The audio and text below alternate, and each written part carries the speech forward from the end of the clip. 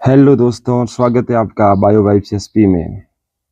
हम class 10th की science series को कवर कर रहे हैं, जिसमें पहला चैप्टर कंप्लीट पढ़ लिया है। 2 पार्ट में अपलोडेड है, जाइए और पढ़िए, समझिए, चीज़ों को याद कीजिए और अपना कॉन्सेप्ट क्लियर कीजिए। उसी कड़ी में आज हम दूसरा चैप्टर अम्ल, क्षारक एवं लवण पढ़ेंगे। शानदार जबरदस्त चीज़ आएगी, फटाफट चीज़ों से जुड़िए और शानदार तरीके से साइंस में चीज़ें जो अब आपको याद ही नहीं, समझ में ही नहीं, दिमाग में छपेगी वैसी याद रहने वाली है।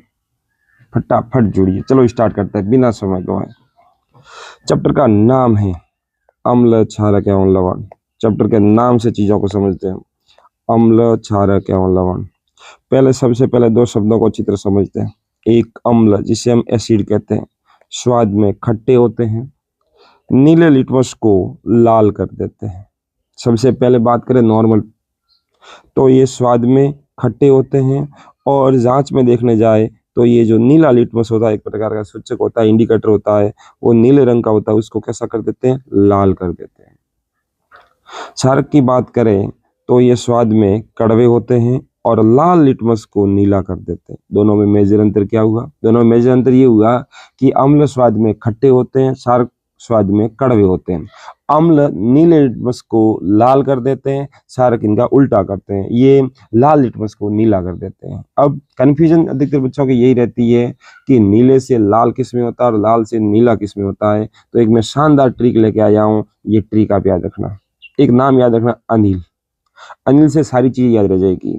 अ से अम्ल, यानी अम्ल क्या काम करता है? जो नीला, नी के बाद नीला, नीले से तात्पर्य हुआ जो नीला होता है उसको किस रंग में कन्वर्ट कर देता है? लाल में। यानी इसमें अम्ल जो है वो नीले लिटमस को लाल में कंप्लीट कर देता है। इसमें आपके कभी भी गलत नहीं होगा। अनिल, अम्ल, नीले टू लाल, शानदार चीजें।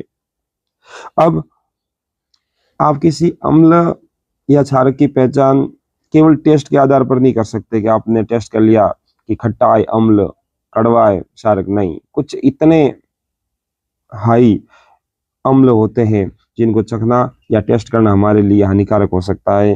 तो इसके लिए कुछ हम इंडिकेटर का प्रयोग करेंगे। अम्ल क्षार सूचक, इंडिकेटर। सूचक क्या होते हैं? वे पदार्थ जो हमें बताते हैं कि कोई पदार्थ अम्ल है या क्षारक है, यानी कि वो अपने रंग में परिवर्तन करके या गंध में कुछ चेंजेस लाके हमें सूचना देते हैं। सूचक क्या हुए? वे जो हमें अम्ल और क्षारक का ज्ञान करवाते हैं कि भाई हमारे पास 2 बीकर है, ये रहे, एक बीकर ये रहा, दूसरा बीकर ये रहा, किसमें अम्ल है और किसमें क्षारक है, उसका ज्ञान करवाने वाले। वो ज्ञान किसी भी तरह करवा सकते हैं।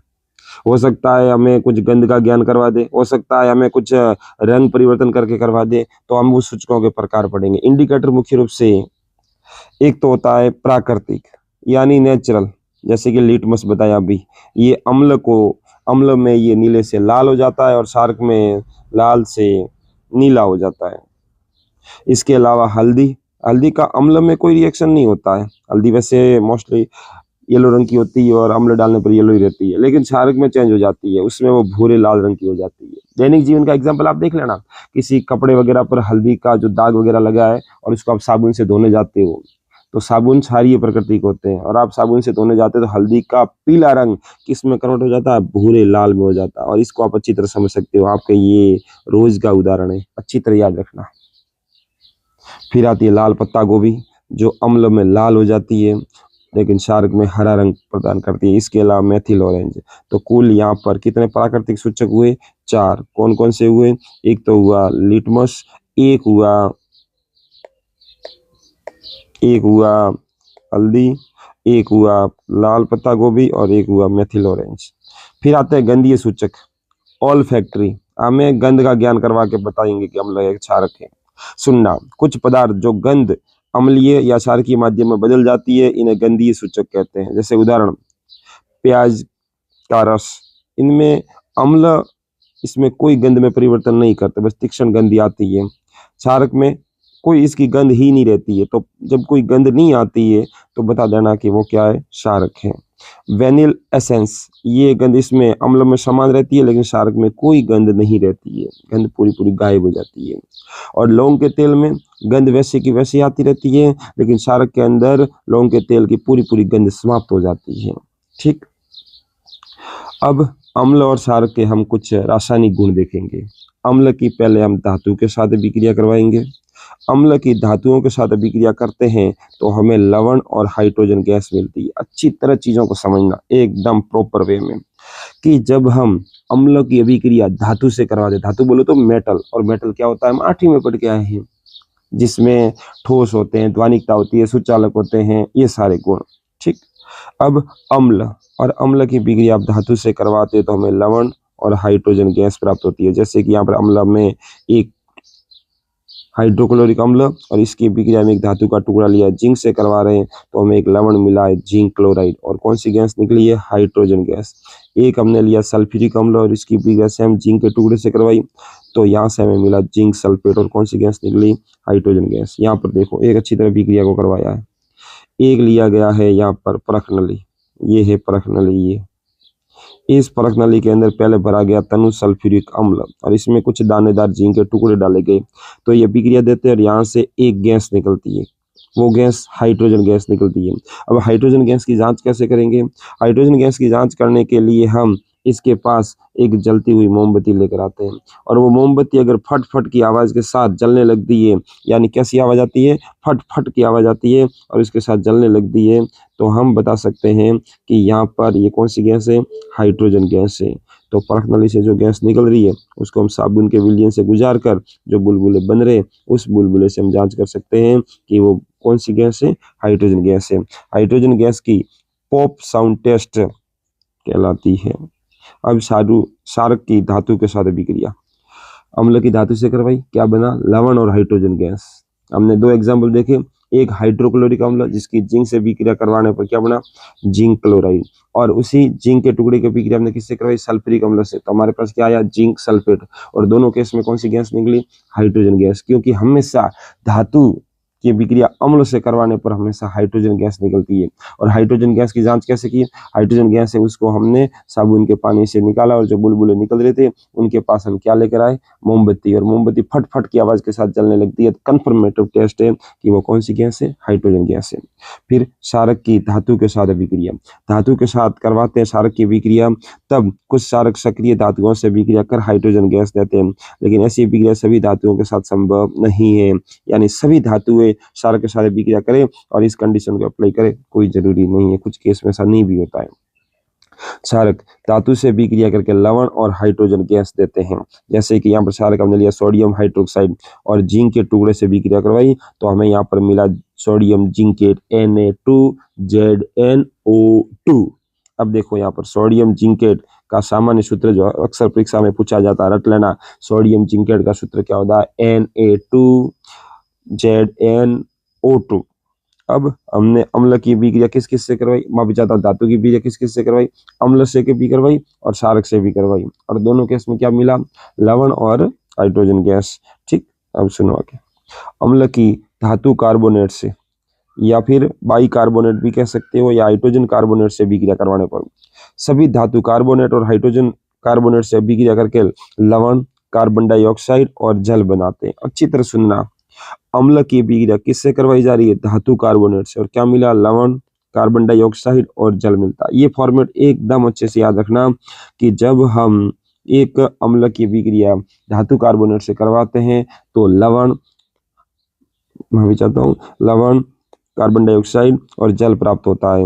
यहाँ पर देखना, अम्ल की अभिक्रिया बाई कार्बोनेट से करवाते हैं, धातु बाई कार्बोनेट से, तब भी लवण, CO2 और जल प्राप्त होता है। कुछ एग्जाम्पल सुनो, जैसे कि यहाँ पर मैं अम्ल के रूप में ले रहा हूँ HCl और धातु कार्बोनेट लिया है सोडियम कार्बोनेट और इसकी अभिक्रिया करें तो एक लवण मिला मुझे NaCl, साथ में ही CO2 गैस निकली और जल H2O प्राप्त हुआ। दूसरा एग्जाम्पल देख लो, जैसे कि सोडियम बाई कार्बोनेट यानी हाइड्रोजन कार्बोनेट लिया, बाई कार्बोनेट लिया और इसकी अभिक्रिया जल HCl हाइड्रोक्लोरिक अम्ल से करवाई तो एक तो हमें प्राप्त हुआ है सोडियम क्लोराइड, जल और कार्बन डाइऑक्साइड। अब यहाँ पर दोनों केस में हमें कौन सी गैस मिली है, CO2। CO2 की जांच के लिए हम क्या करेंगे, CO2 को चूने के पानी में यानी चूने के पानी यानी चूने का बुझे हुए चूने का सूत्र बताया था कैल्शियम हाइड्रोक्साइड, बिना बुझा हुआ कैल्शियम ऑक्साइड CaO, बिना बुझा हुआ Ca ऑल ट्वाइस OH, ये किसका है, बुझे हुए चूने का। अब इसके अंदर हम इसको प्रवाहित करते हैं तो वो चूने का पानी पूरा पूरा कैसा हो जाता है, दूधिया हो जाता है। जैसे कि कैल्शियम हाइड्रोक्साइड, इसके अंदर CO2 प्रवाहित की तो ये कैल्शियम कार्बोनेट बन गया यानी श्वेत अवक्षेप बन जाता है, इससे वो पूरा पूरा कैसा हो जाता है, दूधिया हो जाता है। अब सुनो, यहाँ पर आपने अम्ल की विक्रिया धातु से करवाई, क्षारक की विक्रिया धातु से करवाई, फिर अम्ल की विक्रिया हमने किससे करवाई, कार्बोनेट से करवाई, बाइकार्बोनेट यानी धातु के कार्बोनेट, धातु के बाइकार्बोनेट से भी करवाई, और हमें लवण, कार्बन डाइऑक्साइड और जल मिला। अब हम अम्ल की विक्रिया क्षारक से करवाएंगे, और अम्ल की विक्रिया क्षारक से करवाते हैं तो न अम्ल का प्रभाव रहता है न क्षारक का प्रभाव रहता है, दोनों का प्रभाव खत्म हो जाता है और एक उदासीन लवण प्राप्त होता है। लेकिन दोनों केस में कंडीशन फिर अलग अलग हो जाती है। ज्यादा प्रबल अम्ल रहा तो फिर जो लवण बनेगा वो अम्लीय बनेगा, और अगर क्षारक ज्यादा प्रबल रहा तो जो लवण बनेगा वो कैसा, क्षारकीय लवण बनेगा। तो सुनो, उदासीनीकरण विक्रिया क्या होती है, उदासीनीकरण विक्रिया न्यूट्रलाइजेशन, न्यूट्रल कर देना एक दूसरे को। जब अम्ल क्षारक परस्पर विक्रिया करते हैं तो वो एक दूसरे के प्रभाव को पूरी तरह समाप्त कर देते हैं। इस विक्रिया में लवण तथा जल का निर्माण होता है, यानी अम्ल क्षारक से विक्रिया करके लवण और जल प्रदान करते हैं। जैसे कि यहाँ पर अम्ल HCl की विक्रिया क्षारक NaOH से करवाने पर लवण मिलता है और जल प्राप्त होता है। ये विक्रिया उदासीनीकरण विक्रिया कहलाती है। क्या हुआ इन दोनों केस में, अम्ल की विक्रिया क्षारक से करवाई तो यहाँ पर हमें लवण मिला है। यहाँ पर NaOH में फिनोल्फ्थालीन डालने पर ये गुलाबी हो जाता है, यानी इस पूरे सॉल्यूशन का रंग पिंक हो जाता है, और वापस इसके अंदर HCl मिलाते हैं तो ये वापस कलरलेस हो जाता है। अब हमें ऑक्साइडों के साथ विक्रिया करवानी है। देखो, सबसे पहले धात्विक ऑक्साइड की विक्रिया हम अम्ल के साथ करवाएंगे, और हमें क्या मिलता है सुनना, धात्विक ऑक्साइड कोई भी ले लो, चाहे कॉपर ऑक्साइड ले लो, जिंक ऑक्साइड ले लो, इनकी विक्रिया अम्ल से करवाते हैं तो क्या मिला, लवण। बहुत शानदार चीज सुनना, अभी जस्ट देखो हमने क्या किया था, अम्ल की विक्रिया किससे करवाई थी, क्षारक से, और क्षारक से करवाने पर हमें क्या मिला था, हमें मिला था लवण, हमें क्या मिला था, लवण और जल। यहाँ पर सुनो, अम्ल की विक्रिया, ये रहा अम्ल, ये अम्ल, और अम्ल की विक्रिया सुनना, चित्र सुनना, हम अम्ल की विक्रिया किससे करवा रहे हैं, धातु ऑक्साइड से, और क्या मिल रहा है, लवण, और क्या मिल रहा है, जल। इसी फॉर्मेट में यहाँ पर देखे तो यहाँ पर अम्ल तो है, ये रहा, लेकिन फिर अम्ल के बाद क्षारक की जगह हम क्या लेकर आते हैं, धातु ऑक्साइड, यानी यहाँ पर हम लेकर आए धातु ऑक्साइड, और अभी विक्रिया करवाई तो क्या मिला, लवण और जल। इस बात से हमें एक पता इतना चलता है कि क्षारक है तभी अम्ल के साथ विक्रिया करके लवण बना रहा है। इसका मतलब यहाँ पर अम्ल के साथ धात्विक ऑक्साइड आया है, उस धात्विक ऑक्साइड की प्रकृति कैसी होगी, क्षारीय प्रकृति होगी। एकदम अच्छे से समझ में आ गया होगा। यहाँ पर धात्विक ऑक्साइड की प्रकृति कैसी है, क्षारकीय प्रवृत्ति है या क्षारकीय प्रकृति है। सुनो, अच्छी तरह सुनना, चूंकि ये उदासीनीकरण जैसी विक्रिया है, क्योंकि इसमें धात्विक ऑक्साइड है वह क्षारकीय प्रकृति के होते हैं। दूसरे केस में चित्र समझना, अब हम क्षारक की विक्रिया अधात्विक ऑक्साइड से करते हैं तो अम्ल क्षारक लवण जल बनाते हैं, अम्ल और क्षारक की विक्रिया करते हैं तो लवण और जल प्राप्त होता है। तो यहाँ पर सुनो, अधात्विक ऑक्साइड है, कोई भी हमने अधात्विक ऑक्साइड ले लिया, जैसे कि यहाँ पर हमने ले लिया है कार्बन डाइऑक्साइड, अधात्विक ऑक्साइड, और इसकी विक्रिया क्षारक के साथ करवाते हैं, क्या मिला, लवण और जल। अब इस केस में क्या हुआ, ये रहा क्षारक, और क्षारक की विक्रिया किससे करवाई, अधात्विक से, क्या मिला, लवण और जल। अब उदासीनीकरण विक्रिया में क्या होता था, उदासीनीकरण विक्रिया में ये होता था कि जब भी आप अम्ल और क्षारक की विक्रिया करवाते हो तो लवण और जल प्राप्त होता है। या क्षारक तो है, या कोई अम्ल जैसा व्यवहार कर रहा है जिससे लवण और जल मिल रहा है, यानी ये किसके जैसा व्यवहार करता है, अम्ल जैसा। ये अम्ल अधात्विक ऑक्साइड है, यानी अम्लीय प्रकृति के होते हैं। एकदम अच्छे से दोनों चीजें अच्छी तरह रीड कर लो, समझ लो, और इस बात से लास्ट में इस सारांश पर पहुंचो कि जो धात्विक ऑक्साइड होते हैं वो क्षारीय प्रकृति के होते हैं, और अधात्विक ऑक्साइड होते हैं वो अम्लीय प्रकृति के होते हैं। एकदम अच्छे से, अधात्विक ऑक्साइड अम्लीय प्रकृति, धात्विक ऑक्साइड क्षारकीय प्रकृति, क्योंकि हमने दोनों चीजें एकदम क्लैरिफाई की है कि अम्ल के साथ कोई अभिक्रिया कर रहा है और लवण और जल बना रहा है तो अम्ल के साथ जो अभिक्रिया कर रहा है उसकी नेचर कैसी है, क्षारकीय है। कंप्लीट समझ में आया। ये। अब सभी अम्लों में समानता क्या है? सभी अम्ल धातुओं से अभिक्रिया करके हाइड्रोजन गैस देते हैं, शुरुआत में ही पढ़ा।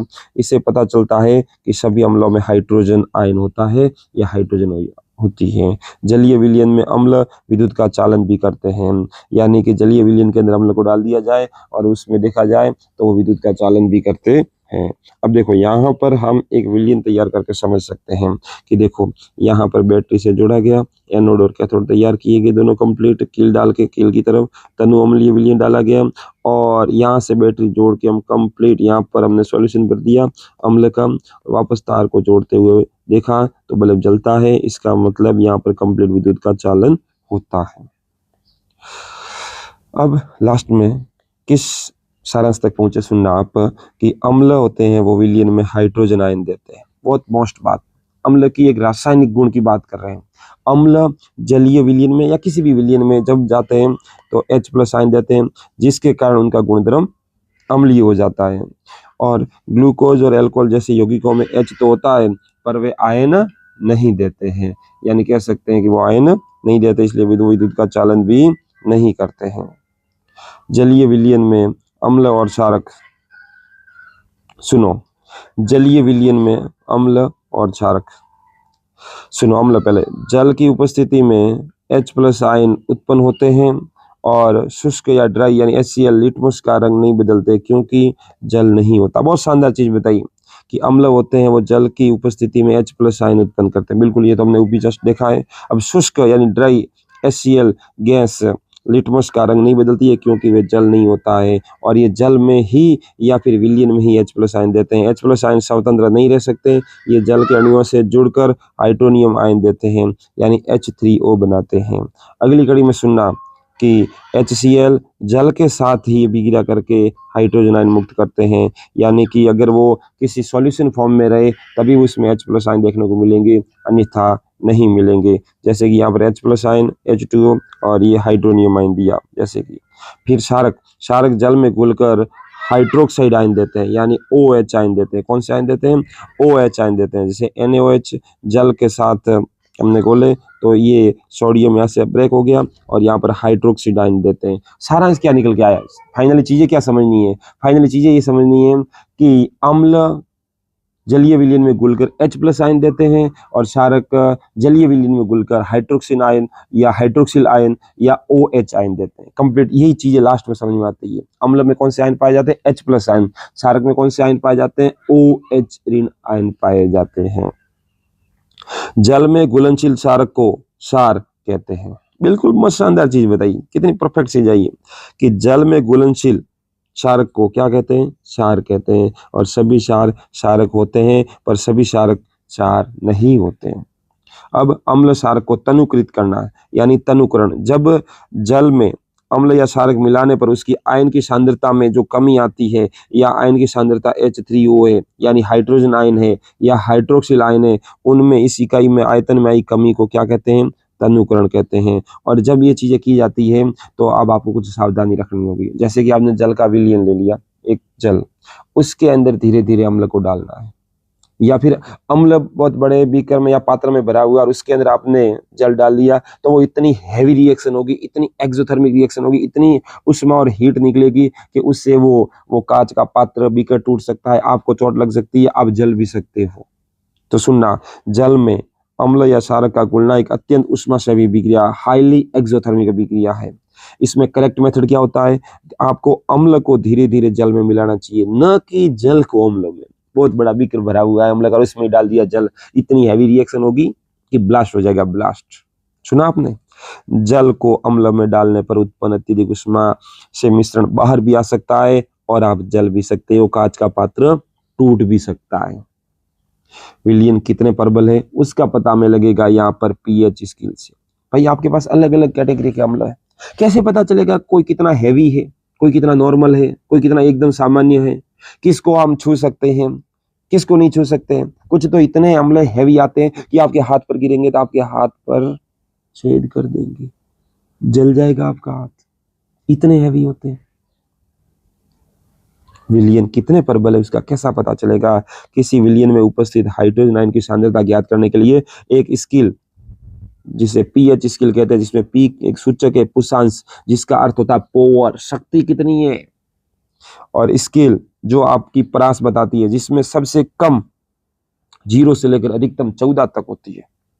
अब सुनना, ये है पीएच स्केल जो कहाँ से शुरू होती है, 0 से, और फिर आती है 7 तक, और लास्ट जाती है 14 तक।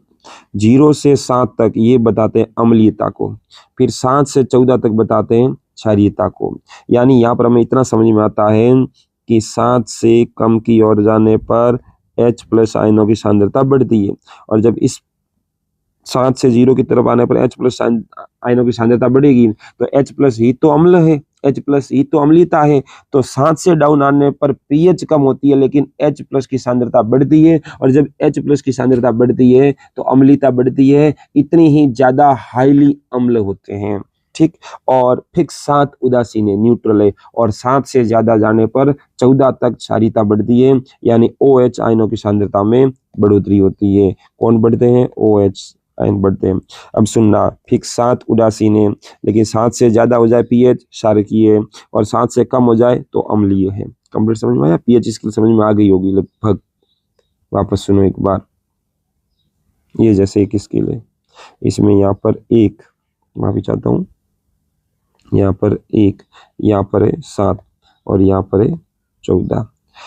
यहाँ पर 7 से नीचे की तरफ आने पर H+ आयनों की सांद्रता बढ़ती है। जब H+ आयनों की सांद्रता बढ़ेगी तो अम्लीयता भी बढ़ेगी। 7 से ज्यादा 14 की तरफ जाने पर OH आयनों की संख्या बढ़ती है, और OH आयनों की संख्या बढ़ेगी मतलब क्षारीयता बढ़ेगी। और फिक्स 7 पे होता है उदासीन।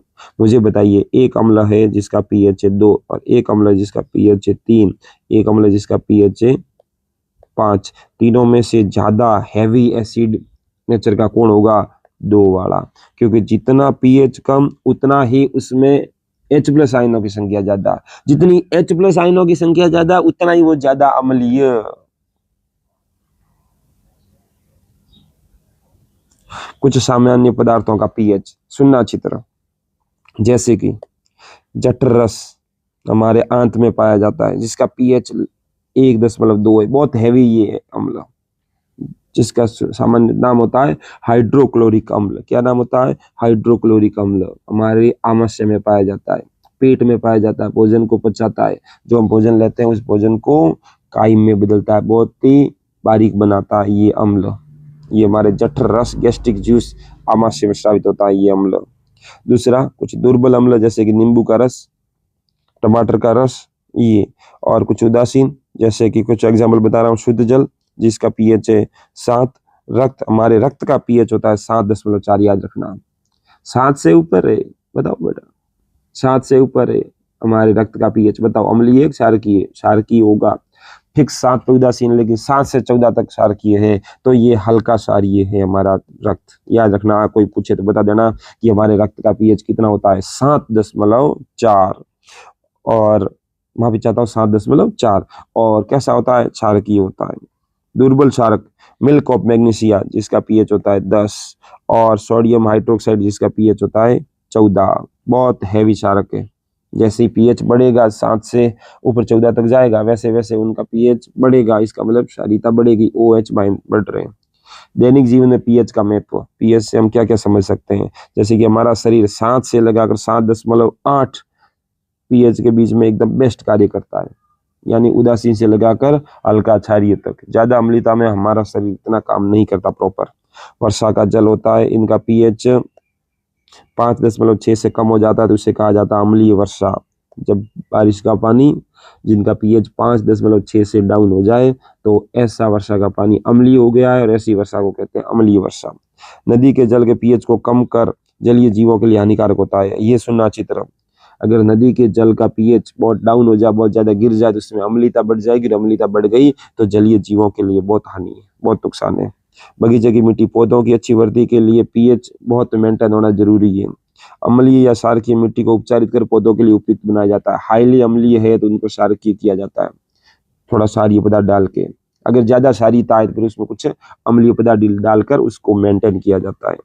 इसके अलावा कुछ ग्रह जैसे शुक्र का वायुमंडल पूरा पूरा सल्फ्यूरिक अम्ल के पीले बादलों से बना हुआ है, वहां पर जीवन संभव नहीं है। क्यों? क्योंकि वहां पर अम्लीयता ज्यादा है। हमारे दैनिक जीवन में पीएच का महत्व भी पता होना चाहिए। देखो पीएच स्केल वापस आई है, 0 से 7 और 14, ये पूरा पूरा अम्लीयता को बताता है।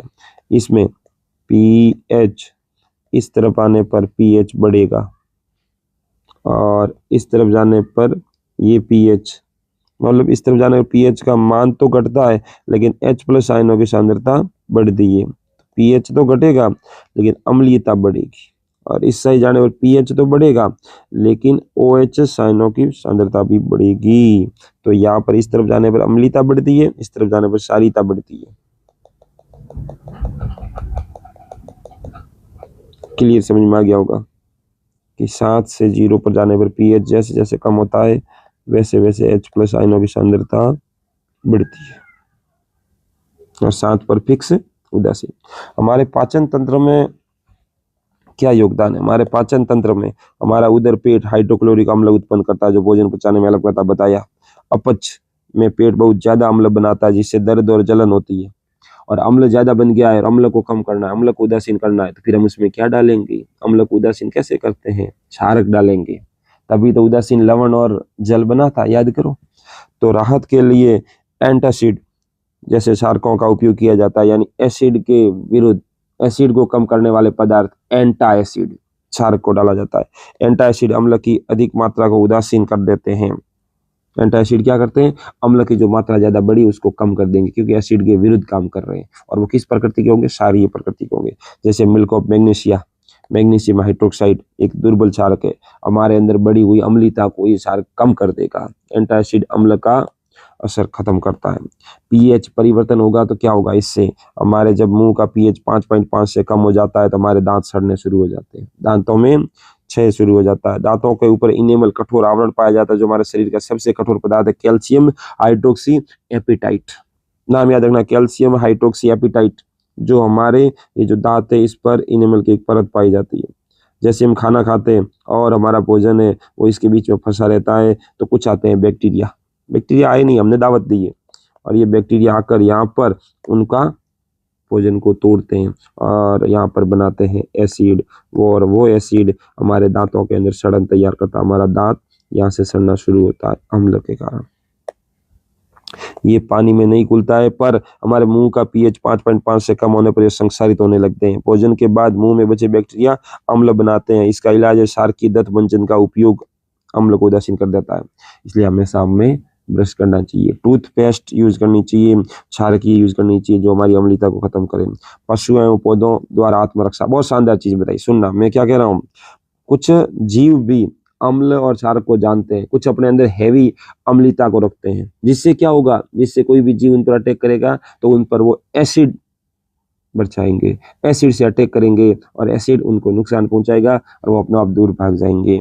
सुनो, मधुमक्खी का डंक, ये एक अम्ल छोड़ता है जिससे दर्द और जलन होती है। अब यहाँ पर क्या होगा? उसमें एसिड था और वो एसिड हमारी बॉडी में गया। एसिड को कम कौन करता है? क्षारक, सीधी सी बात है।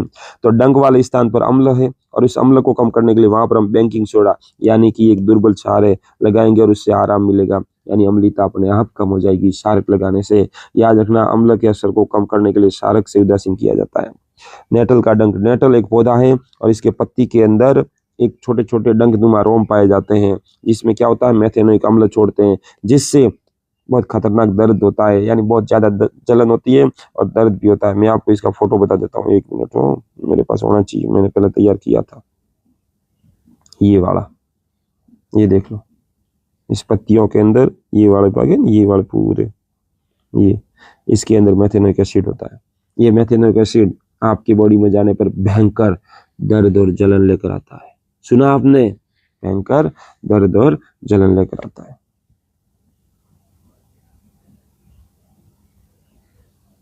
अब कुछ लवण परिवार के बारे में देखते हैं। लवण परिवार 2 प्रकार के, एक जो समान धन आयन वाले हो या समान ऋण आयन वाले हो, यानी लवण, एक जैसे कि सोडियम लवण जिसमें सोडियम परिवार आता है, एक क्लोराइड जिसमें क्लोराइड आता है, जैसे कि सोडियम वाले sodium chloride, sodium sulphate, chloride वाले सोडियम क्लोराइड, पोटेशियम क्लोराइड, ये 2 प्रकार के होते हैं, एकदम सामान्य। लवण का पीएच डिपेंड करता है, अम्ल और क्षारक दोनों अभिक्रिया में भाग ले रहे वो कैसे थे। परबल अम्ल, परबल क्षार, उदासीन लवण।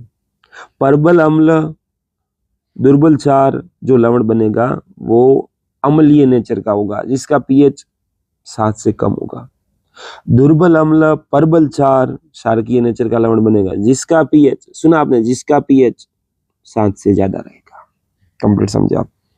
लवण की प्रकृति अम्लीय, क्षारकीय या उदासीन होगी, वो उसमें भाग लेने वाले पर डिपेंड करती है। परबल अम्ल, परबल क्षार, उदासीन लवण, जो मैंने कहा था अभी, परबल अम्ल, दुर्बल क्षार, अम्लीय लवण, परबल क्षारक, दुर्बल अम्ल, क्षारकीय लवण। कंप्लीट, एग्जाम के लिए बहुत इंपॉर्टेंट है। साधारण नमक से रसायन, एक महत्वपूर्ण कच्चा पदार्थ, सबसे पहले जैसे सोडियम क्लोराइड, उदासीन लवण है, समुद्री जल से इसको निकाला जाता है।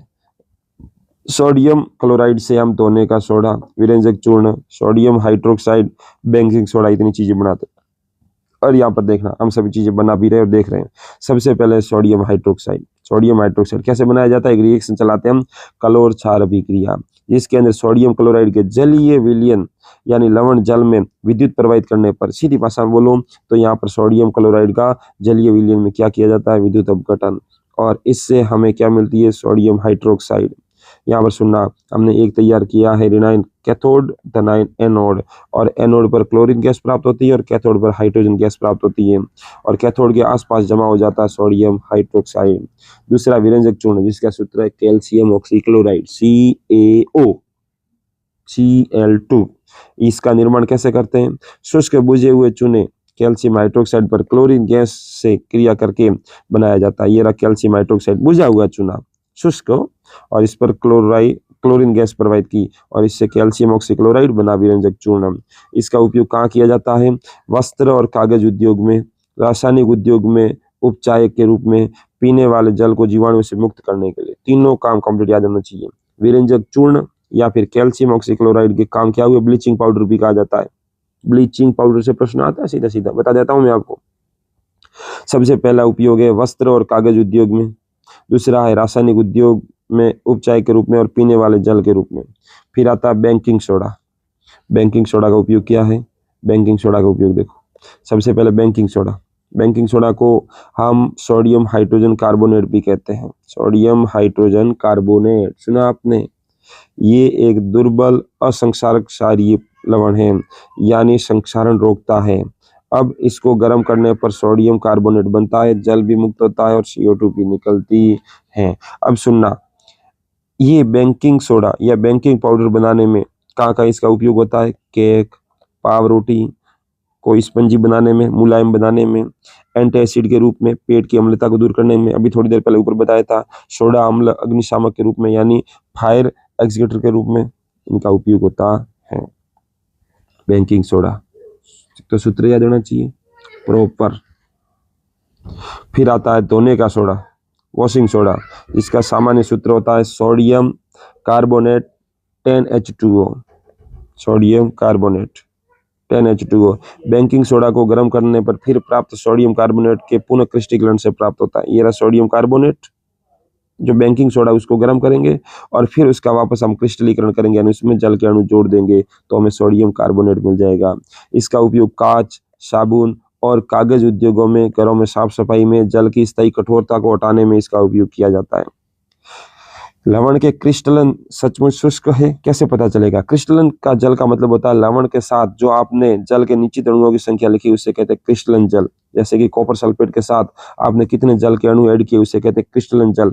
शुष्क दिखने वाले नीले कॉपर सल्फेट में क्रिस्टलन का जल 5 होता है, 5 जल के अणु होते हैं। आप गर्म करोगे तब ये जल का अणु हट जाता है और ये रंग नीले से, गर्म करने पर ये जल हट जाता है और लवण का रंग वापस नीले से सफेद हो जाता है। पानी डालने पर यह वापस नीला हो जाता है।